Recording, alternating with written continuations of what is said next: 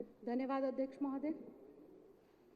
आपने मुझे आज एलजी साहब के अभिभाषण पर बोलने का आदेश दिया है, मौका दिया है, लेकिन अध्यक्ष जी, मैं कैसे उस व्यक्ति का धन्यवाद करूं जो ईर्ष्या की भावना से अपने पद का उपयोग करता हो या अपने पद का दुरुपयोग करता हो। अध्यक्ष जी, मैं कैसे उस व्यक्ति का धन्यवाद पेश करूं जिसकी मानसिकता महिला विरोधी हो, और सिर्फ मानसिकता महिला विरोधी है इतना नहीं है, उस मानसिकता का महिला विरोधी होना और उसका प्रदर्शन एक प्रसिद्ध समाज सेविका, प्रसिद्ध आंदोलनकारी महिला मेधा पाटेकर जी के ऊपर हमला करवाकर, गुंडों से उसको धमकवाकर जबरन आंदोलन खत्म कराने का प्रयास करना, जो व्यक्ति अपनी इस मानसिकता का प्रदर्शन करता हो, मैं कैसे एक देश की बेटी होने के नाते उस व्यक्ति का धन्यवाद प्रस्ताव पेश करूं।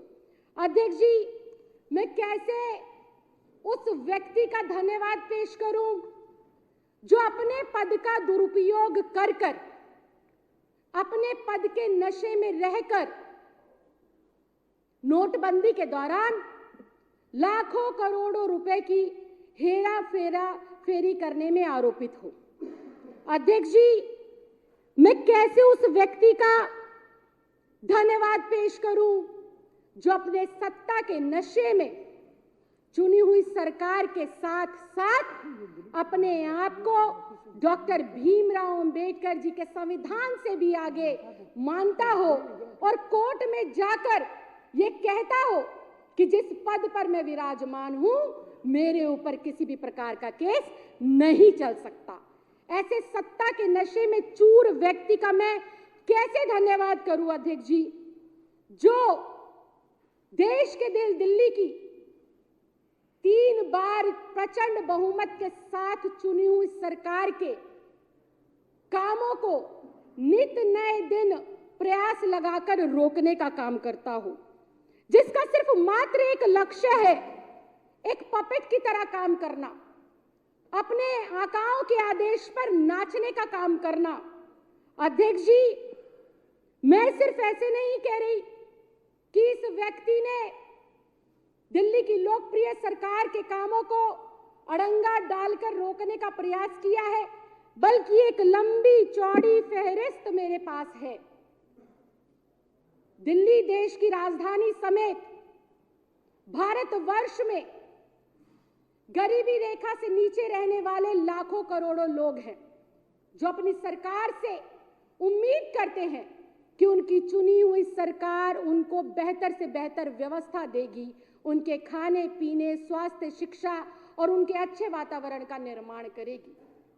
दिल्ली की सरकार की एक बहुत ही शानदार योजना, डोर स्टेप डिलीवरी की योजना को रोकने का प्रयास करा। बच्चे सरकारी स्कूल में पढ़कर अंधभक्त ना बने, बल्कि देश का बेहतर भविष्य बने, इसके लिए केजरीवाल सरकार ने शिक्षा के क्षेत्र में बहुत ही शानदार काम करे। और उसमें से एक योजना थी कि नेताओं को विदेश जाकर ट्रेनिंग नहीं करनी, दिल्ली सरकार के स्कूल के शिक्षकों को जो है वहां पर ट्रेनिंग करनी है विदेशों में। उसकी फाइल को रोक दिया। देश स्वस्थ रहे, देश के लोग स्वस्थ रहे, दिल्ली के लोग स्वस्थ रहे, केजरीवाल सरकार ने योगा क्लासेस पार्कों में, गली कूचों में, घर के पास जो है खोलने का प्रयास किया। उस योगशाला को बंद कराने का काम किया। गरीब व्यक्ति जिनकी आधे से ज्यादा कमाई प्राइवेट अस्पतालों में जाए, उसको रोकने का काम दिल्ली सरकार ने किया, मोहल्ला क्लिनिक खोलकर। लेकिन उन्हीं मोहल्ला क्लिनिकों को बंद करने का काम एलजी महोदय के माध्यम से किया। डॉक्टरों का वेतन रोका, दिल्ली की दिवाली रोकी, रेड लाइट ऑन गाड़ी ऑफ, प्रदूषण नियंत्रण के लिए एक ये बहुत शानदार योजना दिल्ली सरकार की ओर से लाई गई थी, लेकिन उस पर भी रोक इसलिए लगाई क्योंकि उनके आकाओं ने उन्हें आदेश दिया हुआ था। मुख्यमंत्री की प्रस्तावित यात्रा रोकी, बिजली की जांच शुरू करा दी, स्कूलों के पुनर्निर्माण की जांच कराई, ना जाने कितने काम इन्होंने रोके। लेकिन अध्यक्ष जी, वो कहते हैं ना कि सफर में मुश्किलें आए तो जरूरत और बढ़ती है। सफर में मुश्किलें आए तो जरूरत और बढ़ती है। जब कोई रास्ता रोके तो हिम्मत और बढ़ती है। जब कोई रास्ता रोके तो हिम्मत और बढ़ती है। ये हिम्मत बढ़ाई अरविंद केजरीवाल जी की दिल्ली की जनता ने। एक बार नहीं, दो बार नहीं, तीन बार दिल्ली की जनता ने माननीय मुख्यमंत्री जी के कामों से, जो उनकी नीतियां हैं उनसे प्रभावित होकर प्रचंड बहुमत की सरकार दी। और इन भारतीय जनता पार्टी के जो नुमाइंदे हैं, जो एक पपेट के तौर पर काम करते हैं, उनकी हरकतों से दुखी होकर इस बार एमसीडी के अंदर भी भारतीय जनता पार्टी की सरकार को जड़ से उखाड़कर फेंकने का काम दिल्ली के लोगों ने किया। लेकिन उसके उलट इन्होंने क्या करा? इन्होंने दिल्ली सरकार के बजट को रोकने का काम किया इस बार। तभी मैंने कहा कि सफर में मुश्किलें आए तो जरूरत और बढ़ती है, और जब कोई रास्ता रोके तो हिम्मत और बढ़ती है।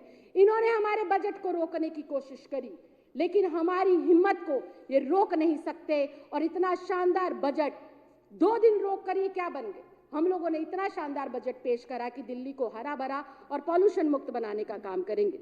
बहरहाल अध्यक्ष महोदय, आपने मुझे एलजी अभिभाषण पर धन्यवाद पेश करने का आदेश दिया है, और आपके आदेश को इस सदन में ना मानना तो सदन की जो है अवहेलना होगी। लेकिन अध्यक्ष जी, मैं 2 पंक्तियां कहकर अपनी बात की शुरुआत करूंगी कि इज्जत और तारीफ मांगी नहीं कमाई जाती है। इज्जत और तारीफ मांगी नहीं कमाई जाती है, इसे ईमानदारी और मेहनत के साथ कमाना पड़ता है, जो कर दिखाया है माननीय मुख्यमंत्री श्री अरविंद केजरीवाल की सरकार ने पिछले 8 सालों में। तभी तो जो व्यक्ति आए दिन अपने पद का दुरुपयोग करते हुए सरकार की महत्वाकांक्षी योजनाओं पर रोक लगाने का प्रयास करता हो, सरकार के कामों को रोकने का काम करता हो, जिम्मेदार अधिकारियों का ट्रांसफर और उनको जो डर का माहौल उनके अंदर पैदा करने के लिए उनका सस्पेंशन करने का काम करता हो, आज उसको भी इस मंदिर में, सदन के इस पटल पर आकर इस सरकार की तारीफ करने के लिए मजबूर कर दिया। क्योंकि अरविंद केजरीवाल जी और उनकी पूरी कैबिनेट ने पिछले 8 सालों में बड़ी मेहनत और शिद्दत के साथ दिल्ली की जनता के अंदर अपने प्रति जो है प्यार को कमाया है, और ईमानदारी से जनता की हर जरूरत को, हर सपने को पूरा करने का काम किया है। एलजी साहब ने अपने अभिभाषण के दौरान, चाहे वो हमारा इंदिरा गांधी महिला तकनीकी विश्वविद्यालय और उसमें भविष्य की संभावनाओं से प्रेरित छात्राओं के परामर्श कार्य की जो है तारीफ करना हो, चाहे हमारी वृद्धा सहायता योजना के तहत 4 लाख से अधिक लाभार्थी जो पेंशन का उपयोग कर रहे हैं उसका फायदा पहुंचाना हो, SC/ST वर्ग में अभी एक मेरे साथी कह रहे थे कि दलितों के लिए कुछ नहीं करा, दलितों के लिए कुछ नहीं करा। भाई साहब, आंख कान खोलकर सुनिए और देखिए, सिर्फ दलितों को 5 किलो गेहूं और चावल देने से दलितों का उत्थान नहीं हो सकता। दलितों के बच्चे आज डॉक्टर, इंजीनियर, वकील, बड़ी बड़ी नौकरियों पर पहुंच रहे हैं, क्योंकि अरविंद केजरीवाल की सरकार ने शिक्षा को अच्छा किया है, शिक्षा को इतना सुलभ किया है, इतना आसान किया है कि आज दलितों के बच्चे भी बड़ी बड़ी यूनिवर्सिटी में पढ़ रहे हैं और अपने देश का जो है नाम रोशन कर रहे हैं। तुम्हारी तरह नहीं कि कोई दलित है तो उसको जमीन पर खाना खाने के लिए मजबूर कर दे और उनकी वोटों के लिए लायलिकता और सिर्फ वोटों के लिए उनको उकसाने का काम करे। अध्यक्ष जी, इसके साथ साथ एक बात जरूर कहूंगी अध्यक्ष जी, 2 मिनट सिर्फ नहीं, 2 मिनट से बिल्कुल एक शब्द ज्यादा नहीं। अध्यक्ष जी, आज सुबह जब मैं सदन में आ रही थी तो मैं एक रेडियो पर कार्यक्रम सुन रही थी कि दिल्ली का बजट पेश हुआ, दिल्ली की जनता बड़ी खुश है, लेकिन उसके उलट एंकर ने जनता से पूछा कि अगर आप एक शब्द में अपनी सरकार से कोई मांग करते हैं तो आप क्या अपनी सरकार से उस बजट में मांगेंगे। अध्यक्ष जी, लगातार रैंडमली 10 लोगों ने बोला कि हम सेफ दिल्ली चाहते हैं, महिलाओं ने बोला कि हम सुरक्षित माहौल चाहते हैं। तो मैं एलजी महोदय को आपके माध्यम से और गृह मंत्रालय में बैठे हुए उस तड़ी पार और जो है वो व्यक्ति जो प्रधान सेवक कहता है अपने आप को, उन सबको ये कहना चाहती हूँ, दिल्ली की बेटी होने के नाते, एक चुनी हुई जनप्रतिनिधि होने के नाते और एक जिम्मेदार इस विधानसभा की सदस्य होने के नाते, उस प्रधान सेवक को और उस गृह मंत्री को, जो कि खुद अनपढ़ अनभिज्ञ है, तड़ीपार है और एक पपेट रूपी एलजी, ये पपेट रूपी एलजी, ये पपेट रूपी एलजी, ये पपेट रूपी एलजी, ये पपेट रूपी एलजी, मैं इनको ये कहना चाहती हूँ, मैं इनको ये कहना चाहती हूँ कि अरविंद केजरीवाल की सरकार के काम रोककर आपको कुछ नहीं मिलने वाले, दिल्ली की सरकार की योजनाओं को रोककर आपको कुछ नहीं मिलने। नहीं, बैठ जाइए प्लीज, बैठिए बैठिए। रेप कैपिटल जो दिल्ली बन चुकी है, जो दिल्ली रेप कैपिटल बन राखी चुकी जी, है, मैं बार-बार प्रार्थना कर रहा हूं, कैपिटल को रोकते हुए आप इसको सेफ कैपिटल बनाइए।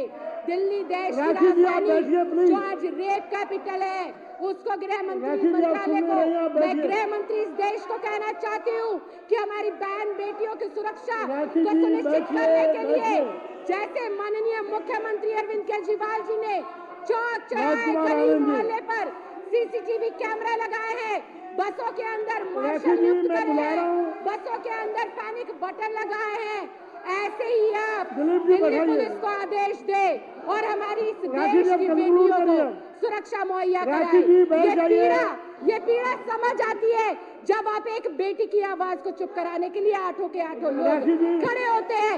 शर्म आनी चाहिए, महिला विरोधी हो तुम लोग, शर्म आनी चाहिए, दलित विरोधी हो तुम, शर्म आनी चाहिए।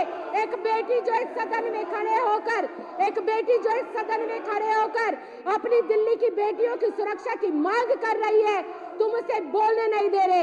अध्यक्ष जी, आपने मुझे बोलने का मौका दिया, मैं आपका बहुत बहुत आभार प्रकट करती हूँ, बहुत बहुत धन्यवाद देती हूँ। जय हिंद, जय भारत।